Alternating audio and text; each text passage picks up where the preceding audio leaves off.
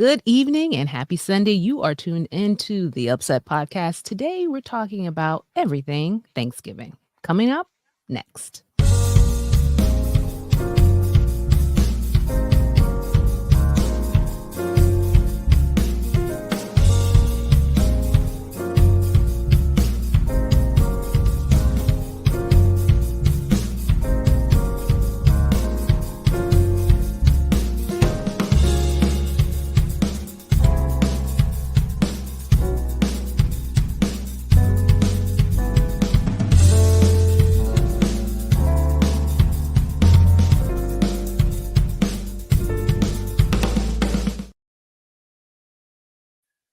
We're back. We're back. Once again, you're tuned into the UpSet podcast. We're so happy that you joined us this Sunday evening. And of course, I never show up by myself because that's no fun, right? I have to have these wonderful people with me.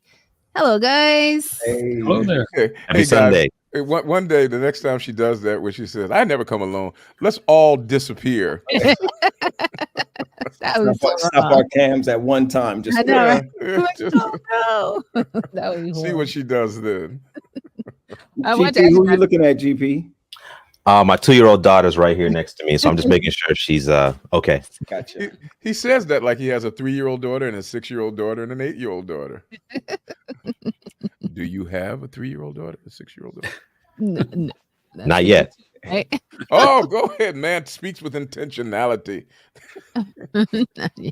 Go So ahead, how was the week? prophesy. How was the week, everybody? Good week. Oh man, it was a great week. I got to tell you though, it was a great week. But my Friday was excellent. I would tell you about it, but I don't think. Well, put it like this: I can't put into words what happened on Friday. So You really can't, huh? I really can't. It's beyond imagination. You're a mess. You're a mess. Well, I'm glad it was great. Yeah, me too. Me too. Well, we were talking about this offline, but I think it's kind of cool to share. Tally, you're doing some exciting things with Message Magazine. We definitely support Message Magazine. Tell us a little bit about what you're doing over there.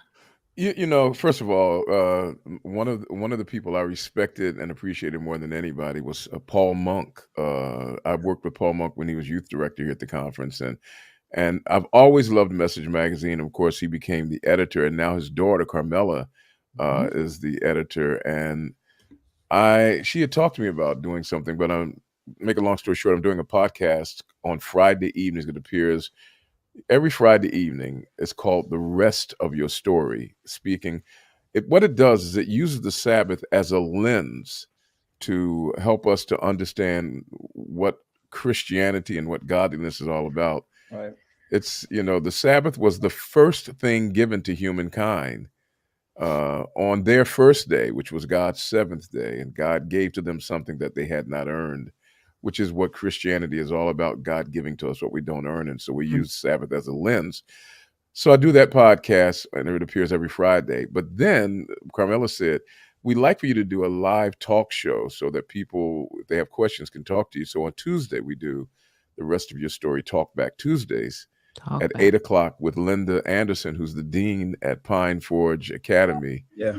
And we just launched the maiden voyage on that program this past Tuesday, and it really is enjoyable. Great.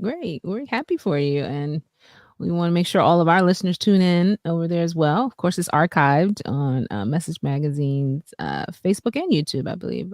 So check it out. Tuesdays and Fridays.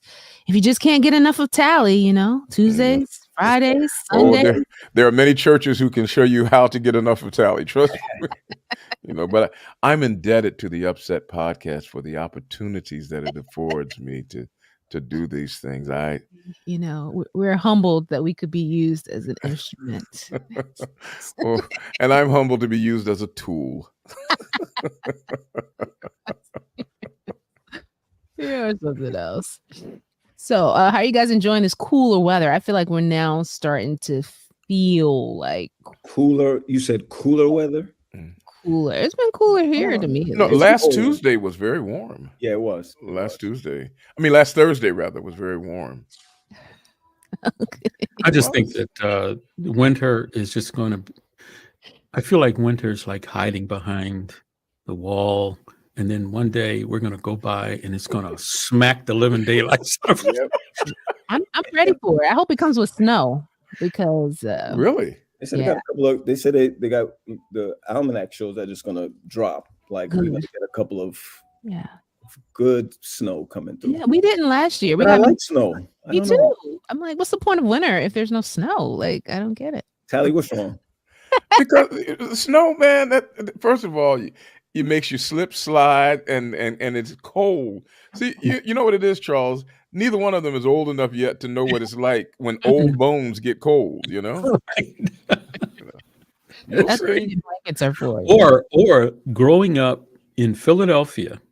Yes. When you get 4 feet of snow, ambulances can't get to you, fire trucks can't get to you. You know, I mean, that's actually happened on the street where I lived in Philadelphia.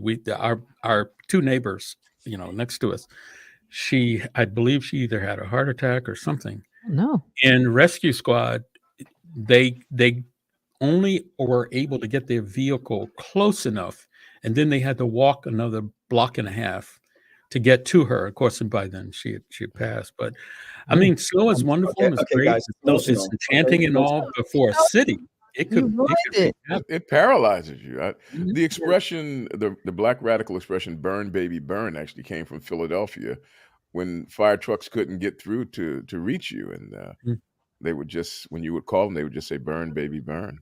No, wow. I don't like that, Sally. Not fact. We got to put it out there. Gonna start repeating. Is that fake news? They're gonna say that came from the UpSet podcast. Donald Trump told me it's true. So. Oh gosh. Oh well, there we go. Now we know where to put that. Okay. Awesome. Sorry, I'm enjoying my water today. Oh, all right, yeah, that's right. Call it water. Sure, Tosh. Water. Yeah, well, we forgot to say hello to those who are watching us right now. Hi, thanks for tuning in. Let us know where you're from. We always like to see that. We appreciate you tuning in. And today or this evening is extra special because it's an UpSet Thanksgiving. Yay! You know, guys, next time we should like bring a Thanksgiving meal and like eat it together while we record this one. Really? Okay. Really? All right, maybe not. Okay, it's just a thought. Okay. But anyway. Well, does it help that I'm in the kitchen? I'm not. Yeah, there you go. There you go. Okay. That's a beautiful kitchen there, Pat. I tell you. Like it? I didn't realize that we were paying our ministers so well. Oh, I see. I hit you offline. Boy, I'll tell you. Boy, this podcast needs commercials. And boom. Yeah. If it were clean, I would show you. I would show you where I actually do the turkey. Oh. You do turkey? Okay, here we go. That's Sally, it's a delicacy.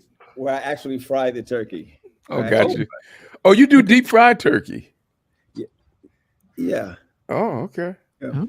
Almost burned up the garage the other day. I mean, the last one, but you know. Yeah. Oh, hold on, I'm looking here. At least you're live story. Oh, here it is. Reading it right now in this Councils on Diets and Foods: How to Deep Fry Turkey. It's gather choplets. Yeah. But no, that went too far. So we want to start off by talking about some fun Thanksgiving facts that, you know, some of us may not even be aware of. A lot of times we just follow what we've seen, what we've heard. But there are some interesting things. First of all, you know, I know when I was growing up in school, I don't know about you guys, but whenever it was Thanksgiving time, like we would have the little pilgrim hats and, you know, we have to draw them. Yeah, you know, all that stuff. I guess I'm not in school. My children are, but they're older. Do they still do that? Like, do they still have those types of crafts? I feel like we've moved. No. Yep. No. I feel like we're more culturally sensitive. Yeah. Yeah. So, you know, many people are well aware of the fact that Thanksgiving was not a very thankful time for people who inhabited this land. And so they play it down a little bit. Yeah. But when I was a young kid in school, they had us dressing up and doing all that. But they don't do that anymore. I remember it too. We used to, out of construction paper, we used to make the hats. Yep. Yeah. And the black hats were for pilgrims, and the bands with the feather was for the originals. It has been discovered that the Pilgrims did not wear those hats. And that you know the big buckles you always see with pilgrims? Yeah. That they did not wear those buckles. And that was the thing that made the design pop. Yeah. That was it. Yeah. That I mean, like most of the holidays, the Thanksgiving holiday is filled with myths and half truths and so forth. I don't want to steal your thunder. You know, it used to be a fun time around the family, around the house, you know, because, you know, we used on our black and white TV, that lets you know. Wow, Chuck. Back, on our black and white TV, we would love to see the parade, Thanksgiving Day parade. That's right. And one time we actually went out and actually was in the crowd with them. And it was just kind of a fun day, you know, all day anticipating Christmas and all that. The historical values of it when I was young was like, we didn't care. Yeah. It's Thanksgiving. It's the holiday before Christmas, you know, so. I know. It was to me, it was always about family, you know, so when our Thanksgiving was basically the pre-warm-up before Christmas, you know. And it was twins. It was good. I remember going to the Thanksgiving parade out in Manhattan. Yeah. Did you? Oh yeah. To go. But I mean, GP and Pat, both of you descending from people who were born in another country. Was that an easy transition? I mean, because there's no Thanksgiving in Jamaica, no Thanksgiving in Haiti. So how did that custom and culture become a part of your familial lives? Well, my parents were here several years before I was born, and so they had already had that tradition in place. So that's all I knew growing up. So it wasn't much a transition for me. So I think in the Caribbean they had a Boxing Day or something like that. Yes, I heard of Boxing Day. But they never brought that over. It's I think my side of family, my family assimilated quick. So it was something they probably did at work or something they shared at work and they brought it home. And from time that I've known, Thanksgiving has just been family day, bringing everybody together for family day. It wasn't even much churchy, you know. It wasn't even churchy more than it was more family coming together.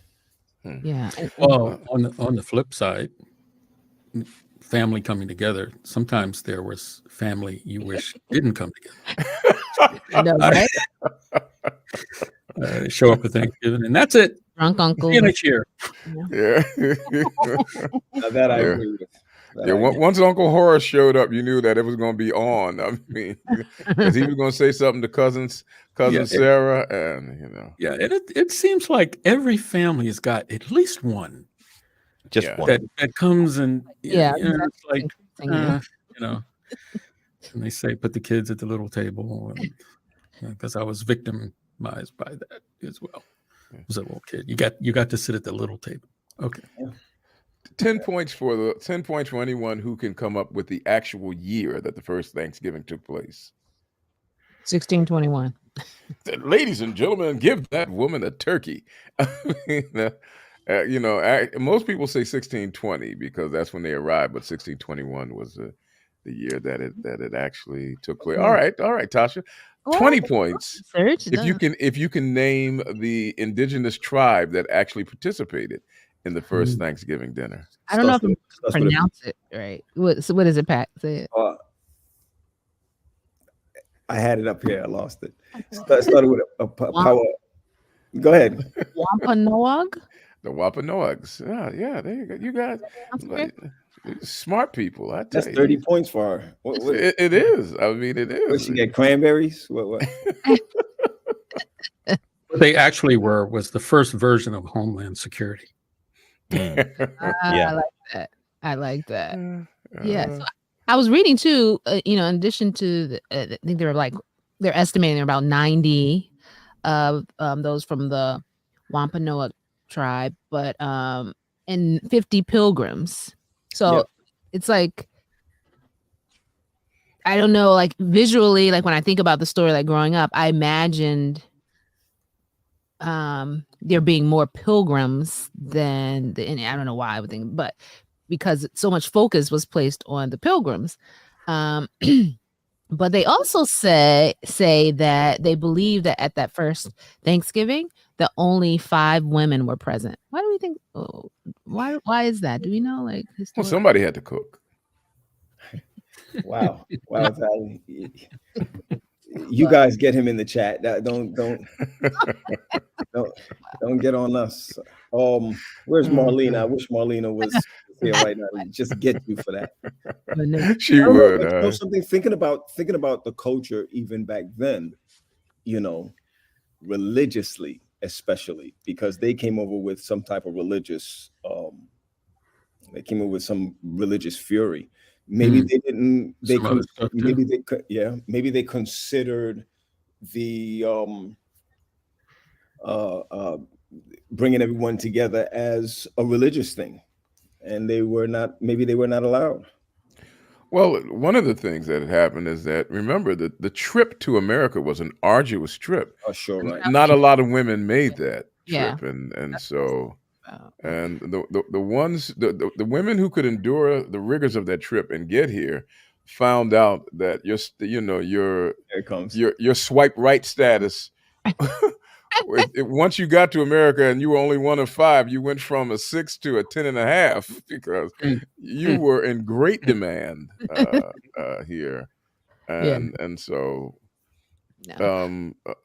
Go ahead, Tom. No, I was saying, and it's interesting that it lasted like over 3 days. The original Thanksgiving, and right now, I mean, even though we kind of get into the Thanksgiving spirit, the week of Thanksgiving is really just the day, that actual day that we typically celebrate, which I think is what has made Thanksgiving a little bit of what I like to call a stepchild to Christmas, because Christmas season just seems it goes beyond just December 25th. Like, we already seen it. People have started, decorating everything even in October because they want to prolong that. And I don't know, I feel like somehow Thanksgiving gets a little lost in there, but it's such a significant holiday to me just because of the name itself, Thanksgiving. Like, it, even though that's something we all know, we should be giving thanks and being grateful every day.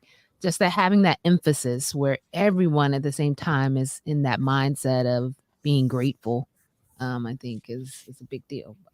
That's just all parties in those days. I mean, you think about it. In order to get to a party, it would take you days to get there. It's not like you drove and then you drove home. So, I mean, the party that we see in the Book of Esther lasted months because it took a long time to get there and to get set up. And you weren't going to just party for an afternoon. You spent time. It was like camp meeting, and so like they used to say, so much food it took them 3 days to eat it all because they couldn't preserve it. Right? They found engraved on a stone, and ain't no party like a pilgrim party because a pilgrim party don't stop. There you go. Oh, I mean, it just lest we forget, you remember during the pandemic, there were some families that really got creative with Thanksgiving. I heard of one family did their Thanksgiving on Zoom. Yep. And what they did was they had all the family members, or at least each household, fix some of the same dishes. And when it was time to eat, they all ate and they could see each other eating on Zoom. Wow. So that's so cool. And it was being really creative, being together without being together. Right. I like that because that's what it's. Right. You could easily, like turn off Uncle Bob's camera or mute his mic. Whoever's. Or just kick them out of the room altogether, right? That folk had to get creative, and they did. Yeah. Now, talking about some of our favorite like Thanksgiving traditions, how many of you look forward to the football game? Isn't there typically some type of game? Oh, did she say? Isn't there typically some kind? Isn't there typically some kind? Get her, Tally. Now get her. Everybody online, get her.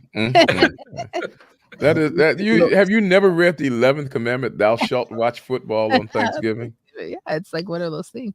But what I was surprised to learn, though, I don't know if you guys know this, that the tradition of football on Thanksgiving actually started with college teams and not. Yeah, did you guys know that? Well, you may have been watching since it started, but yeah, the NFL tradition came later. Yeah, it actually started in 1876. Wow. With a game between Yale and Princeton, of all. Yes, a school built by slaves. Yeah. And then those two highly educated teams where the cheerleaders would come together and say, repel them, make them relinquish the ball. I mean, yeah, that. But I played for. Piece here? I played for. We used to play football on Thanksgiving. Dobbins Tech in Philly would play Mastbaum Tech. I mean, and we would beat them like runaway slaves. I mean, we would, and my last year was 1973 was my last year playing at that because I joined the church and I decided that it wasn't Christian for me to be out there yelling, kill, I'm going to kill you and all of that. And so I stopped playing in my senior year and thereby missed out on my scholarship to Villanova University. And a career in the NFL for the Philadelphia Eagles. What position did you play? What? I played defensive tackle, defensive end. Did you? Yeah, it's starting in the 11th grade. All of my linemen received college scholarships, but I turned mine down so that I could go to Oakwood and be a part of you guys. We ought to station break. We ought to have a show on every people that we know that gave up their scholarships to go to Oakwood. Yeah, oh yeah, Dexter Ravenel out of, they said he was a. They still talk about him. Oh, Dexter was a legend in basketball. Really? Okay. An absolute legend. I mean, we had some, Oakwood, and this is off subject a little bit, but the talent base at Oakwood, from music to sports, I mean, people could have done a whole lot of things. There were options, yeah. And I've discovered that the older I get, the better I was when I was younger. I mean, look, by the time we get to next year, I will tell you about the 5-run home run that I hit. 5 runs, one time. Yeah, that's when your brain starts to turn to mush. Oh, absolutely. Absolutely. Yeah, but in Thanksgiving, Thanksgiving is one thing that I always like the fall anyway. So the fall, that there's a break coming for Thanksgiving for school. I'm talking about growing up. So we kind of always look forward to what's going to happen. What Thanksgiving would bring. There was no gifts, but it was the anticipation of what was coming. Right. A break, family. I mean, because the kids get pretty much most schools, they give them the full week. Yep. So as a young person, you're just looking forward to a break and just chilling out and hanging out with friends or hanging out with family. And I know you mentioned earlier, Pat, that you guys used to go to the parade, and that's also another like popular thing a lot of families go. Did you guys ever go to the one in Philly? Me? Once. Yeah. You did? I remember going, yeah. I've never been in one parade. But let me be clear, we didn't go every year. Okay. It wasn't like something that we all got up and went every year. I've just been to the parade before. Wow. Depending on where you are. Yep. I mean, you only got to see, a little bit. That's right. The biggest thing was what was going to be the new inflatable. That was the big pardon? I'm not talking to you, Tally. I'm talking to everybody else, everybody online. What was going to be the next inflatable? Well, that's interesting you should say that, because did you guys know that in the first Macy's Thanksgiving Day Parade, they actually used Central Park Zoo animals? Wow. Real ones? Yes. I saw that. So they went from, so they had monkeys, bears, camels, and elephants like walking down, the street for the parade. Of course, now, as you mentioned, everything's a little bit more elevated so people can see. But yeah. Speaking of animals, I mean, as Adventists, we are. Oh boy, here we go. We are inclined toward a non-vegetarian, a non-animal menu. And I remember when I first joined the church, because I wasn't born and raised Adventist. I joined when I was 16, and the first Thanksgiving dinner I went to, I was saying, "Where be the turkey?" And I discovered that the turkey had been disfellowshipped. Has there been a return now to the tradition of actually eating turkey for Thanksgiving among Adventists? I mean, in the old days, people wouldn't even talk about it; they would, Right. hush tones. But which was silly. I thought, and it's silly. Come on, it's turkey. Come on, really? Well, I mean, the answer is yes, because Tally, just think about it. A lot of our churches are now even distributing turkeys during Thanksgiving in our communities. I don't know if they were doing chocolates before or something before, but I know they're doing it now. And of course, everywhere you turn around, we consider it clean meat or whichever. So it's going to be on my table. There's always going to be a debate, on it. Because as you said, Pat, there are some folk who say, well, wait a minute, if we don't encourage, people to eat turkey, why would we give them out in food baskets and stuff like that, for the community? We got to ask ourselves that question. I really think some people don't know why they don't eat turkey. Sure. They just don't eat turkey. Sure. Why? Yeah. Yeah. But I really think, speaking of meals, I just, looking up some interesting facts about Thanksgiving. Old Homestead Steakhouse in Manhattan served the most expensive Thanksgiving dinner in 2019. It was a whopping $181,000 for a meal for how many? 12 people. Wow. Oh, wow. You're saying that was the sales they brought in for that day? No, one meal. They made one meal for 12 people. Yes. Okay. And what did they serve? Were the turkeys still alive? The list is very long. It wasn't just turkey. I mean, it was like they did fine meat, Alaskan king crab and lobster and tuna, and I mean, they just that must have come from Alaska. Right. It was quite a meal, but I'm thinking, for 12 people, they must have been incredibly hungry. Wow. And rich. I can't even imagine. Yeah. Of course, they had alcohol there too. Yeah. There was one bottle of cognac that cost $3,650. One bottle. Holy Jerusalem. Probably several bottles consumed, and that was. Well, when there are families that are so affluent, that's a blip. Yeah. Oh, really? Well, get two. Yeah. I mean, those are the kind of families with, pictures on the walls in the kitchen and stuff like. Hey, Pat. Right. Yeah. So speaking of eating and calories, so the average person consumes about 4,500 calories on Thanksgiving Day. Yeah. Now, isn't the number for calories per day supposed to be 1,000 something? No, I think it's a little more. A little bit more. 1,800, maybe 1,800, 2,000. So that's my mistake. Okay. So 4,500 calories on one day. And it's probably just that one meal too. That's not even counting breakfast if you have it. So I believe it. Name one thing that no Thanksgiving dinner should be without. One item of on the menu. Water.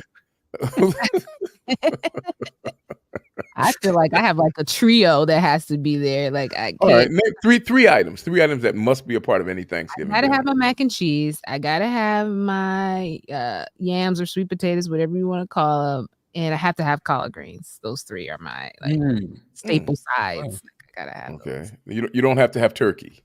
I don't. I'm not really partial to meat. Even though I'm a vegetarian, it still doesn't matter. Like the sides are king for me at Thanksgiving. Okay. All right. She's like, give me the scraps. Yep.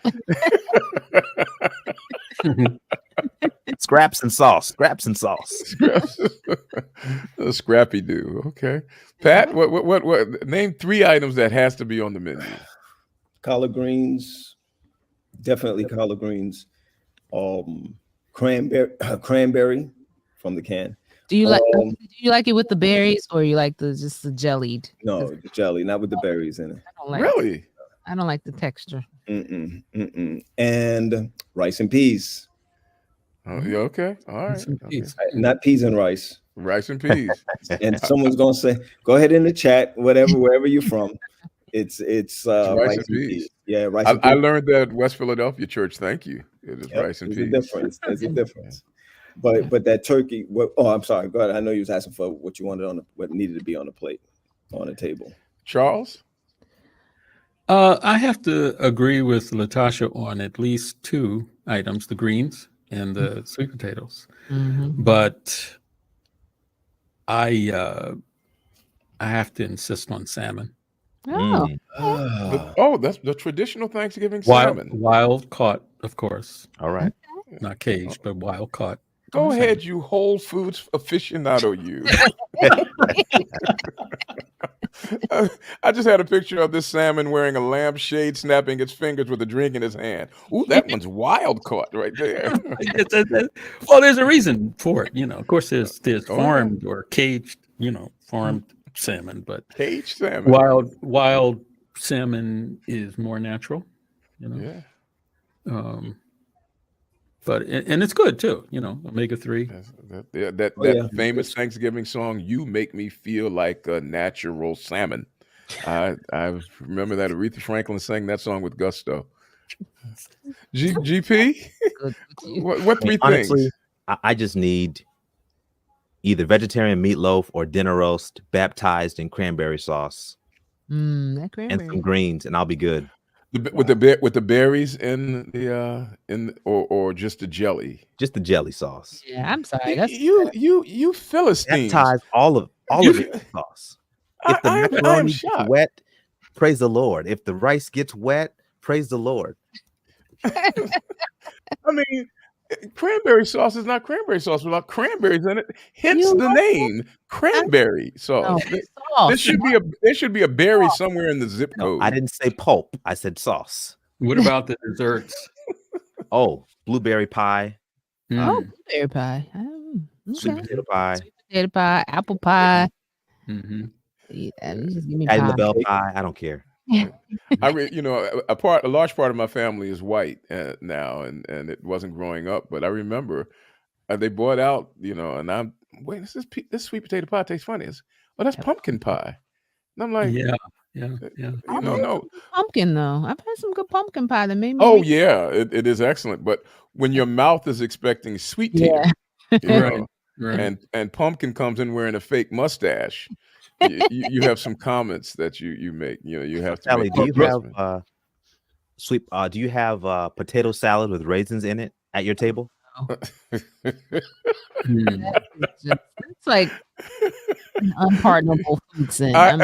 We have it's amazing different cultures and things. For example, the raisins and potato salad and stuff like that. I got to tell you. One of the things you learn is that your myths and your predispositions where you think, certain people don't cook. Let me tell you,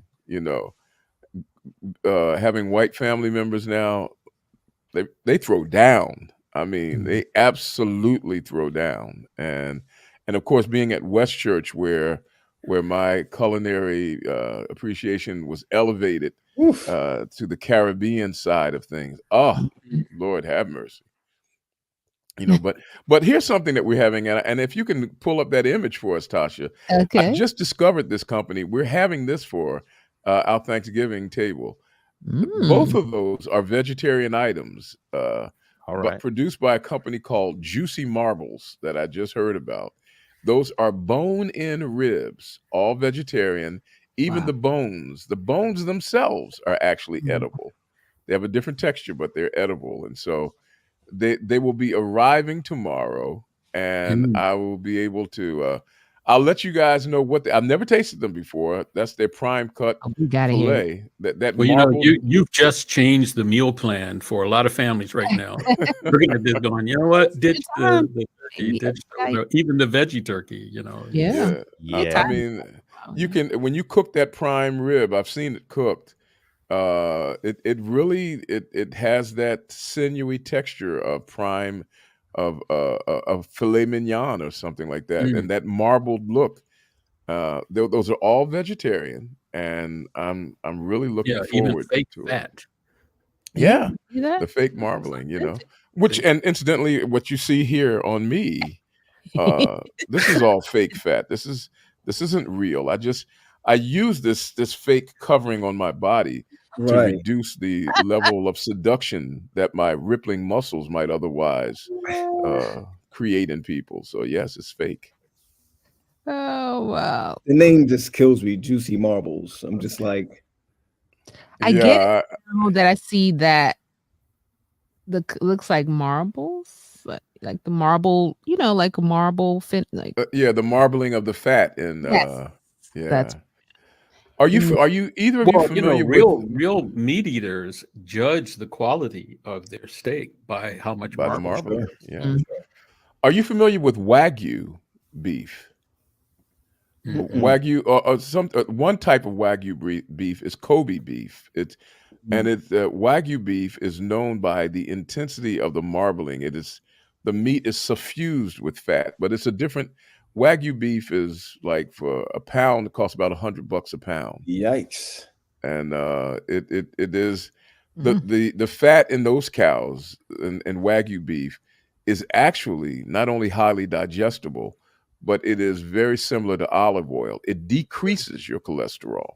Oh, and I just looked it up real quick while you was talking. I mean, and they only allow it in fine restaurants. You won't. You will not find it, and even when people say Wagyu beef, they're not serving it to you because it is extremely expensive, and it is so rich that you eat very small portions of it. I've never tasted it, but I've given it to someone as a gift, but I've never tasted it because I don't eat beef. But Callie, cows are vegan, right? It's vegetarian beef, huh? Like them vegetarian ribs right there. No, I really want to hear a review on those, though, Tally. When you I will certainly tell you. Yeah, wow, they are. And So an I'm interesting assuming thing, there's guys. beet juice inside of it that makes it look like blood, huh? Yeah, Yeah. beets are good for you. So yeah, makes it look like blood. Did you really have to go there with it? Well, that's how Impossible Burger does theirs. coming out. Yeah. But the interesting thing, when we're talking about the turkey and stuff, is that it's believed that turkey wasn't even eaten on the first Thanksgiving, even though I don't even know how it came about actually. But what did they gobble? It says that they probably had ducks, geese, and swans. That is what's believed to have been part of the. Basically, anything that flew around them, they could shoot. That's what it sounds like. So the ducks, geese, and swans put up posters saying "Eat more chicken" or "Eat more turkey." It got Chick-fil-A on them, and Chick-fil-A got the cow. Eat that, not us. Yeah. And I do want our audience, though we're not live, we do want you to kind of put in the chat those 3 things that you can't live without on your plate, and maybe some main dishes other than turkey that you serve. I'm curious to see. People are starting to mix it up. Nobody's playing by the rules anymore. It seems like people are just eating with their favorite foods. It seems like during the holidays. But also Thanksgiving has been sort of, I'm not going to say watered down, but Thanksgiving, right after Halloween.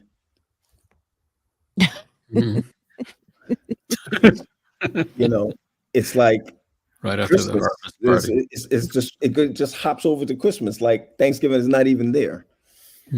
So I mean, I saw Christmas advertisements and decorations going up before Halloween. Yeah. Well, sure. Yeah, it's really overshadowing. Sure. Yeah. I mean, people are thinking about Black Friday and what to buy for Christmas. Yeah. No. Yeah. Yeah. As soon as I'm eating, it's also been stated that I don't know if this is true. I guess those of you in the chat and families that are preparing, they said that this year Thanksgiving will be cheaper, more affordable. Really? Oh, really? I went food. shopping yesterday, Charles, and nobody told the supermarket. Right. I am amazed at the price of stuff these days. Yeah, food has gone up. I guess it depends on where you shop and what you buy, I tell you what, that wild salmon was going to set you back a little bit. You better believe it. It's just going to be wild chuck when you have to pay for that wild salmon. I mean, it is. Wow. That's one of the things we did when we grew up. We used to have Thanksgiving Day dinner at my aunt's house, and there was always this competition for the drumstick. Yeah. Well, first of all, my father got the drum. Period. He got one. Then, the second one was up for grabs, literally. So that was one of the things we did around the table. Who's going to get the drumstick? What was crazy for us, it was the man of the house or the oldest. The man of the house, or wherever we had it, whoever was the man of the house or the oldest male, cut the turkey. Yeah. And hopefully they know what they're doing. Yeah, because you be there for a while trying. Okay, could you just cut that? And the thing is, most of the time they're holding this drumstick while they're cutting it, knowing that piece is mine. I distinctly remember my aunt allowing my father to cut the turkey, and then he was hacking that bad boy up. So she's like, "Give me that." Your father was cutting it like a gangster. There was a certain way, you had the slices, so the slices just kind of lay over, and it's nice and neat, and everybody would get up, sprinkle a little salt on, like Salt Bay. What's Salt Bay? Never mind. You're too old. You're too old to know. Need it for these I never cut the turkey, but I have been known to cut the cheese. Well, just a slight shift. I know that there are people who intentionally plan some kind of community missionary thing they do on Thanksgiving.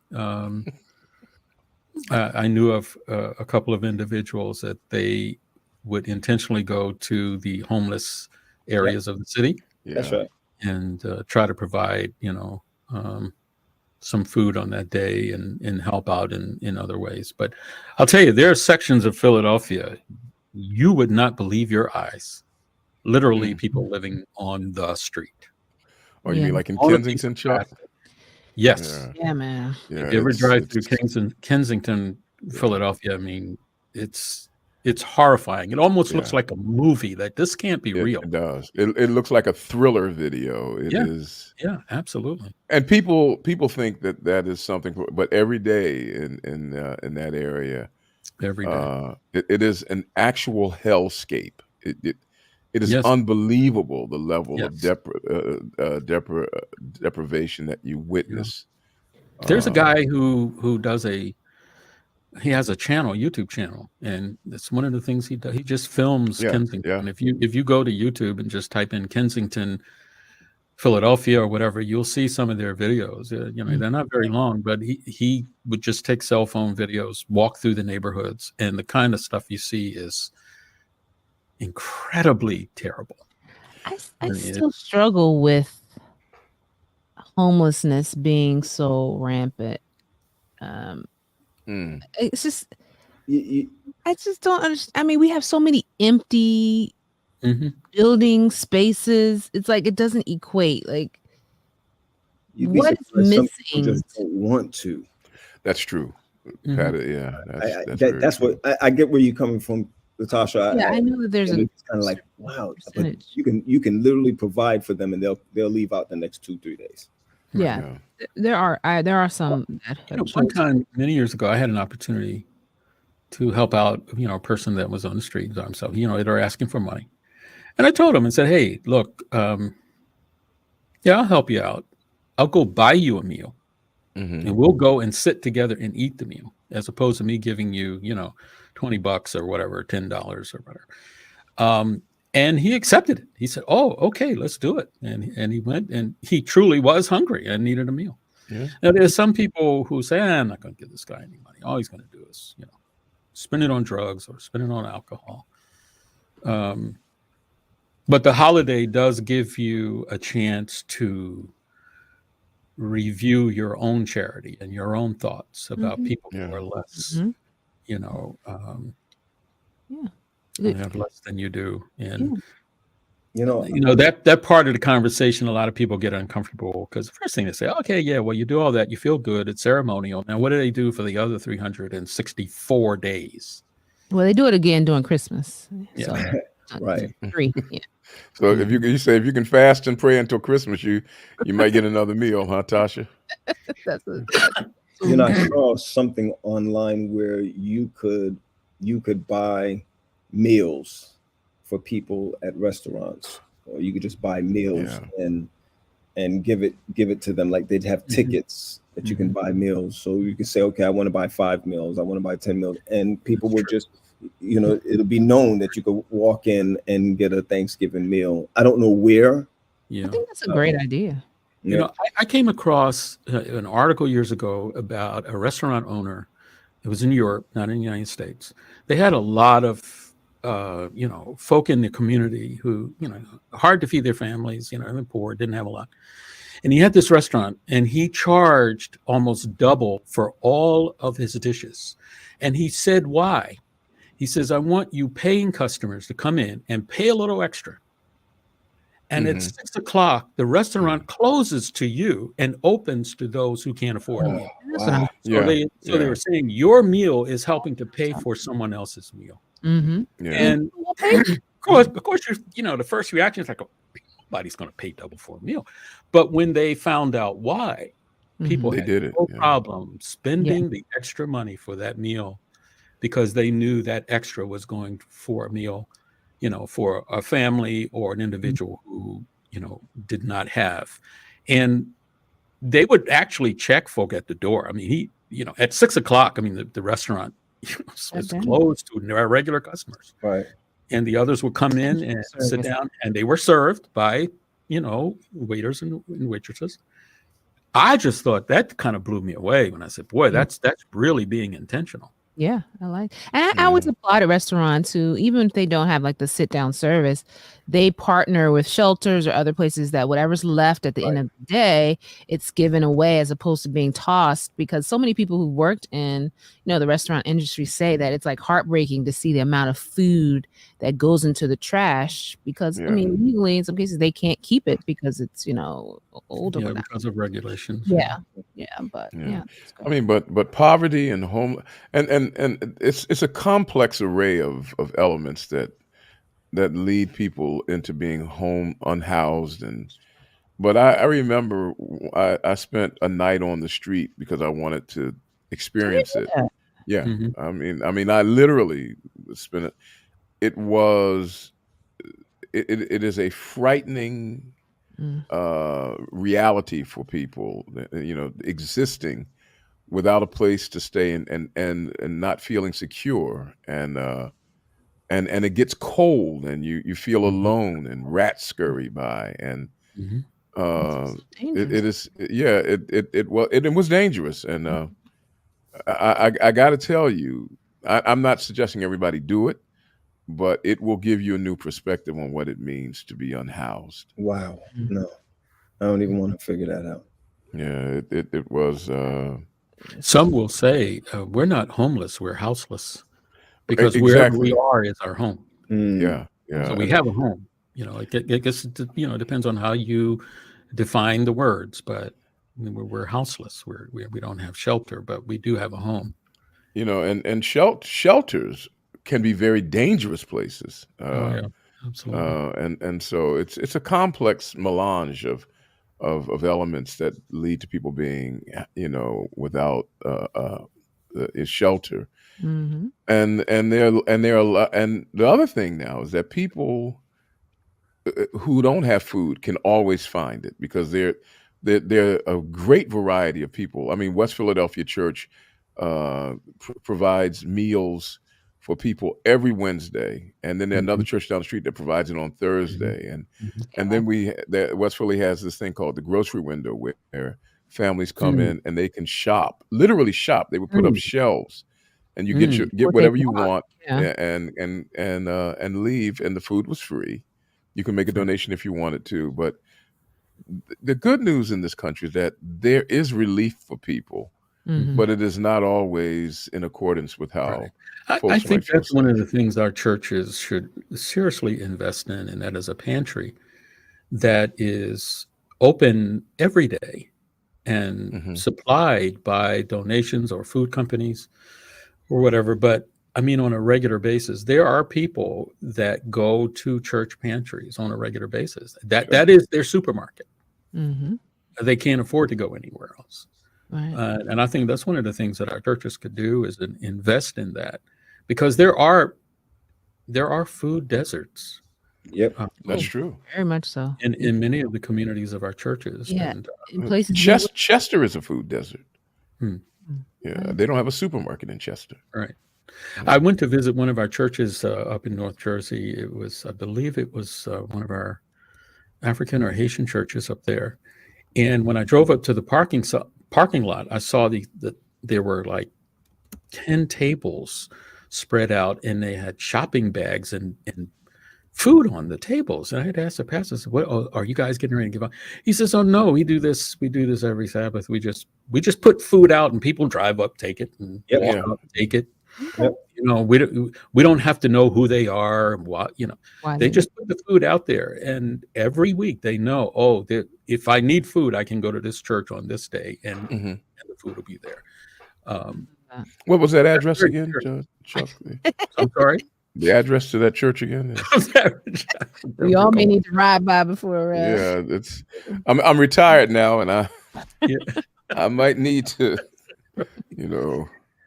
So, guys, I just would, not to get off that subject, but we talked about the Thanksgiving meal, but did you guys know that 67% of people say they actually enjoy the leftovers from Thanksgiving than they enjoy the actual meal?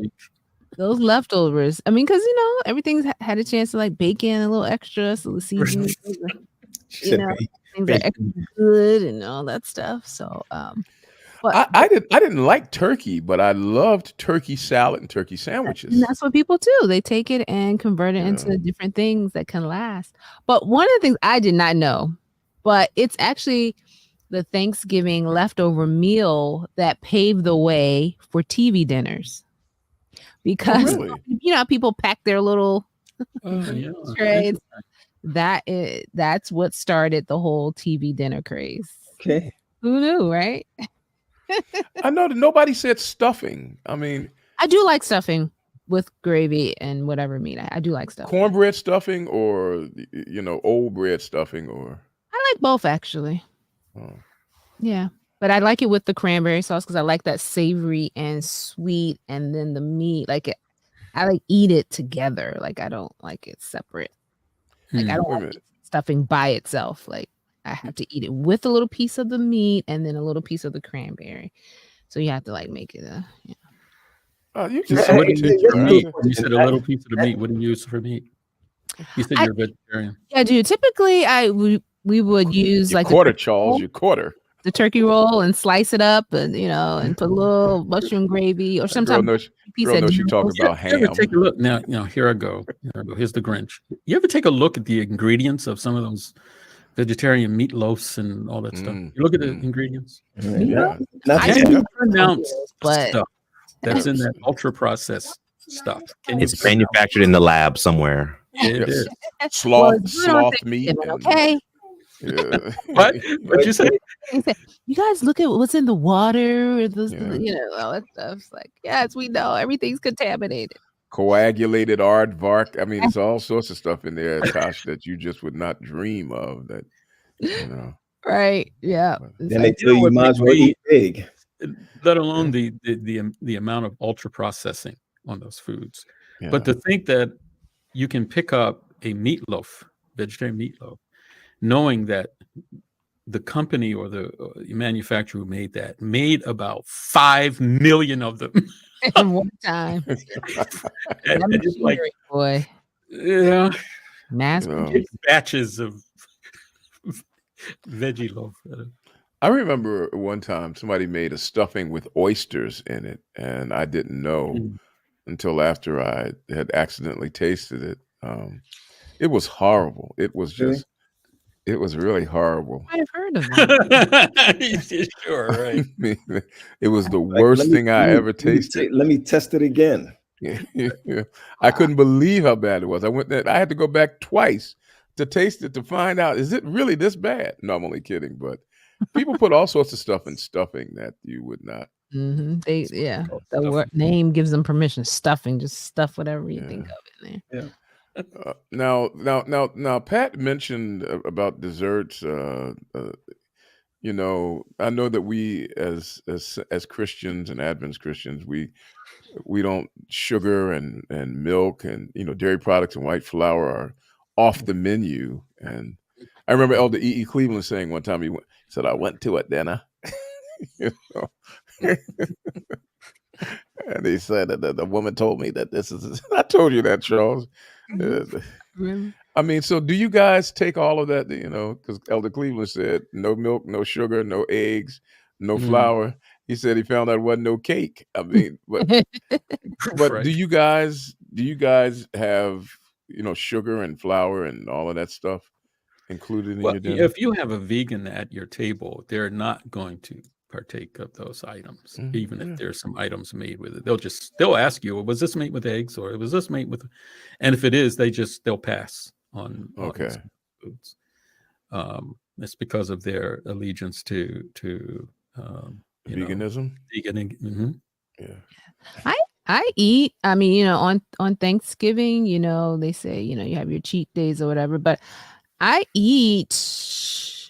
I mean, I like the vegan stuff, so I would eat that too if it was made. But I'll eat a regular sweet potato pie, regular, apple pie if it has a little milk.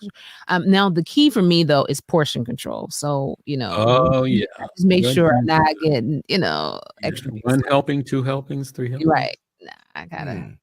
That's where you keep saying, let me just get a little bit of that and a little bit more. And then half an hour later, just try it a little bit 5,000 calories later.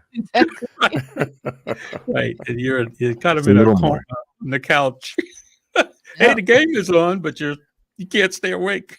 Yeah, because you eat. It depends on what time you eat Thanksgiving dinner. Because there's some people who eat it earlier in the day, and then they have like the leftovers for the evening, and then like you're eating on it from the time it's served till or you wait until 5 p.m. to eat, and because you're starving, you justify pigging out. Yeah. Oh yeah. What's the ideal time for Thanksgiving dinner? 2. Yeah. Really? 2 or 3. Yeah, I would say late afternoon. Yeah.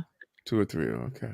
Some households are just getting the turkey out of the oven at that time. And it's so horrible. Like when you have a lot of people coming over and somebody's bringing a particular dish and they're not there yet, so the whole dinner is cold until the mac and cheese gets here or until the collard greens. Let me start something and we'll go around because I'm thinking about this one instance at a Thanksgiving. My father-in-law years ago, he was not a vegetarian.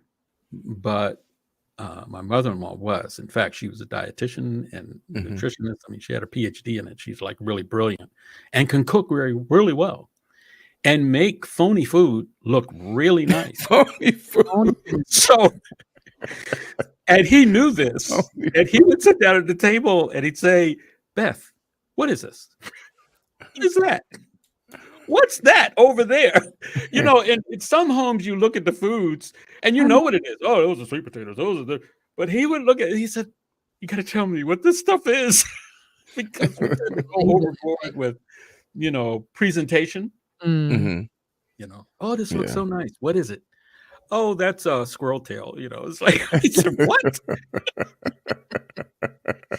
I mean, some funny things happen at these tables. Kids are fed differently than the adults. It's interesting. First and small. Oh yeah, the old kids table thing. Yeah. And remember that turkey has tryptophan in it. Yeah. Which make you go sleep. Make you go to sleep. Oh, you know that. Wow. Yeah. That's why you stay awake, because as a vegetarian, you don't get your dose of tryptophan. Tryptophan. But before we, go into what we're thankful for, I had one more little interesting fact I wanted to share with you guys. I know GP mentioned Black Friday, and you would think I want to share what people spend on Black Friday, but 85-inch TV. But the interesting thing I learned about Black Friday is that it's actually the busiest day for plumbers. Are you serious? Yes, they said it's the biggest day. Rooter driving around, and that plumbing and drainage companies do not get Friday off because that's one of their busiest days of the year. So check this out, guys. That thought. So much so that Roto-Rooter Plumbing and Water Cleaning Company actually calls it Brown Friday. That's horrible. No. Oh gosh. Okay, sorry guys. Yeah, we're ready. Really had to put that out there. That was a good way to end the show. Yeah, Tasha did a tally. Black Friday. Okay. One tech tip from Black tell us. Almost always large screen TVs go on sale. Yes. And people say, "Oh my gosh, I can get an 85-inch television for $79.99." It's like, okay, yeah. So here's the problem with the cheap big TVs. They only have one HDMI port. Right. So what happens is people take those TVs home and they say, "Hey, we got this new TV." Now they've got PlayStation, they've got all this stuff you got to plug in, but then they only have one plug. Right. Why is that, Charles? The industry, they have us programmed. Yeah, they know we like big screen TVs, but they're not going to manufacture them well enough to put in multiple HDMI ports. So you got to go up, got to upscale, your purchase. You want something that has 4 or 5 HDMI inputs. Like if you have an Apple TV and a Chromecast or whatever other accessories, game consoles, you're not going to be able to use the monitor because it only has one input. That's just a little tip. Oh yeah, I'll look at the descriptions. Yeah, because I see something like, "Oh, what's the difference? This looks the same. Well, why one this amount, one's the other?" Right. Check the name of whatever they're selling too, because if you've never heard of the name of it, I know, right? I got my Sharp. I got a couple of Black Friday TV service. Sharp and Samsung, and both of them are still going strong 5 years later. Those are good brands. Sony is also a good brand. I'm only buying brands I recognize. And and just another little tip, for the lower tier in cost but good quality, Vizio is an excellent brand. Yeah, that's true. That's true. So the Zingy television that I just bought is not. No, that's somebody actually watching you in your house. Okay. You bought a camera. Well, guys, in the true spirit of Thanksgiving, I think it's only appropriate that we end tonight's show by saying something that we are thankful for this year. As we look back over the past 10, 11 months, what's something that you're thankful for this year or in this moment? Let's even say that. I am grateful for the realization, the level of maturity that has come to me to recognize how deeply I have been cared for and loved by others. My churches, being up at the conference office, realizing, and all of the experiences weren't great, but I realize now that none of them were harmfully intended, and that even the ones that weren't fun were growing experiences, and that that you're loved by people at times, and you're hard on them because you don't get from them what you think you need.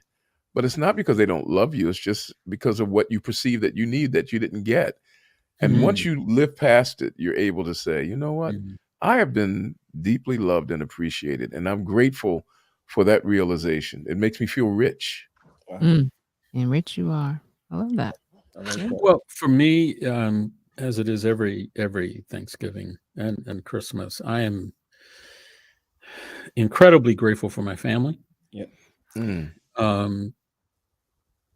I adore all of my family, and I'm just grateful for my wife, who is, we say she's a scholar of the house, where she is, but I'm just grateful for that. In contrast to what I'm hearing every day in the headlines, I heard in it, not to put a damper on it, but I heard an interview of a physician in Palestine who lost in one bombing 14 members of his family. 14 people. I don't even know what kind of holiday and these are people that were not only in Palestine, but of course, they were in other areas. And what was really impactful to me, the interviewer asked them, and he said, well, you're a physician and you're over there. How can you do your work? You lost 14 people. He said, I did not go to school and learn medicine for 12, 14 years to care about myself. Wow. He said, you just lost 14 people. He says, I understand that. And I am grieving. He said, but my first responsibility is to help the people that really, really need me. That just blew me away. To think that he could have that mindset at that time. And then it really makes you grateful for your family, and they're around and they're not threatened and they're not, those kinds of things. So it's family for me, basically, for a lot of different reasons. Understood. I'm right behind you, Chuck. With I realized that my immediate family lives right here in Maryland. You know what I mean? That no one has to travel in. No one has to. I said, wow, just think about that. There's a lot of people who, these are traveling days for them to come together. Yeah. And just to know, like Jazz moved back and Jordan is just in Baltimore, and it's just easy to bring everyone together. The day will pass by and you don't talk to one or don't talk to the other. My biggest thing is family. I thank God for my family. And the other side of it is, we don't say this enough, but also grateful. I'm also grateful for gratitude. The gratitude part. And many of us have extended families. Yes. That we're grateful for. Yeah. Absolutely. GP? I am also grateful for that F word that's been mentioned so often tonight. Family. Oh, I thought we were about to go off the air. No. Grateful for family, my wife, my daughter. Even though I'm not close to my family in Florida, but grateful that they're just a phone call or a flight away. So grateful for them. And also grateful for my UpSet family. You guys are family because we spend time together, not by blood, but the tears that we shed together on this podcast. So grateful for you all, and also the family of our UpSet community. I mean, they're family too. They rock with us every week, and they make what we do enjoyable and fun. And it just we're grateful you allowed Lizzie to grow up on the UpSet podcast. Oh, yeah. About that. She is also a podcast star on the show. Yes. I'm grateful that she can grow up with us. Yes. I love that. Thanks, GP.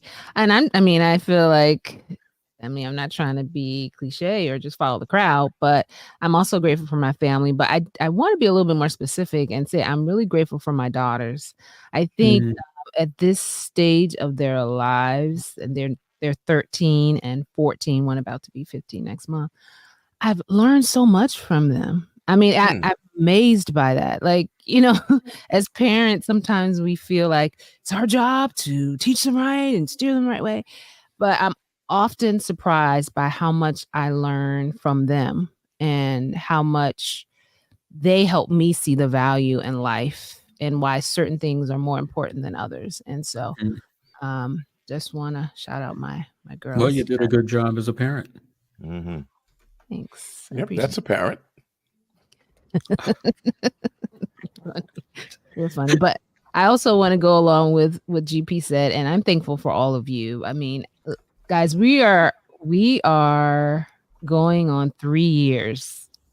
Like this year will be almost 3 years of the UpSet podcast. Who would think, right? And I'm just so grateful to you all for the level of dedication. We're thankful for the UpSet podcast family out there. I mean, yes, yeah. Some of you are here every single yes, week. Yes, you are. I mean, and it makes you give us a reason to come back week after week after week. And you know, I know everyone here on the crew leads very busy lives. So I just want you to know that the sacrifice does not fall without notice. And to our viewers, as you said, Charles, thank you for tuning in and giving us a reason to come back. And we're full of thanks. We're full of thanks today. We hope. Well, that's good. It's better than being full of what they have accused us of in the past. And Marlena's not here to send you that message behind the scenes. Marlena, who we are today. I ran into Marlena yesterday. I told her, I said, I'm going to talk bad about you in your absence. She gave you the hand. She did. Bless her heart. Did she say in our chat to talk to the hand? I haven't heard that in so long. It was funny. Marlena is funny. She is really funny with a lot of spirit. And I mean, she's a strong human being. I admire her. She really is. She really is. Yeah. So we're actually going to end with a little text from Psalm 107, but it appears other places in Psalm. You guys know what it is?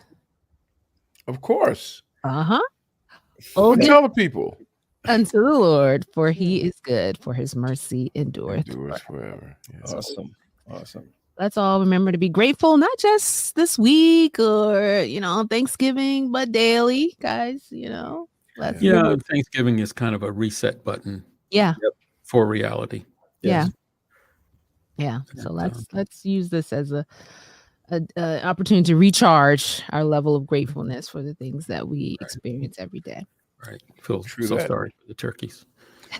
All right. Who's inviting us over for dinner? Yeah, that's right. Okay, guys. Have a great week. Thank you so much. Everybody have a happy Thanksgiving. Yeah. Can't wait to hear about the Thanksgiving hangover stories. Right. Hangover stories? Pat told you not to tell people that. Okay. All right. Happy Thanksgiving from the UpSet. Guys. Have a great holiday. All right, everybody. Take care.